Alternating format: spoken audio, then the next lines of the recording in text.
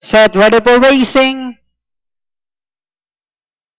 Racing, Jesse started up, Grace Park Boy, break quickly to start, rushing about the outside is Bull Session, then next online is Cats Regal, in between horses, Apple Deuce up, Binalupihan comes next, then followed by Boss Benji, the next online is who's getting the white strip, as they make the first turn, racing down the backstretch, with Apple Deuce up, by the lane, Cats Regal in second. Dinalupihan is on the outside.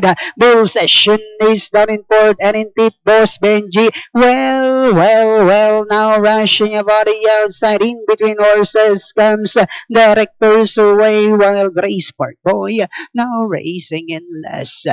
Another fourth turn, the lead now belongs to Dinalupihan. Cats Regal in between horses, running by the release Apple Deuce up. The next online is Bull Session. Boss Benji, Grace Park Boy, and a long way back to Director's Way, who's racing in last. And they are now entering the home stretch.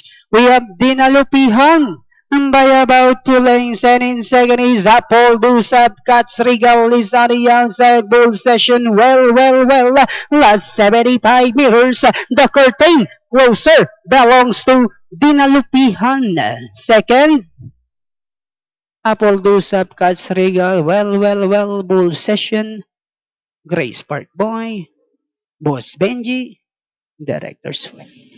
Alright, talagang hanggang sa huli, Ilyamado ang namayani. Number 9, Dinalupihan, Crossing the Wire first, ridden by Mark Angelo Alvarez. Then masisigundo yung 7, si Apple the Sop, Cats Regal, at Bull Session para sa inyong Fenta Pecta. Panarin natin replay.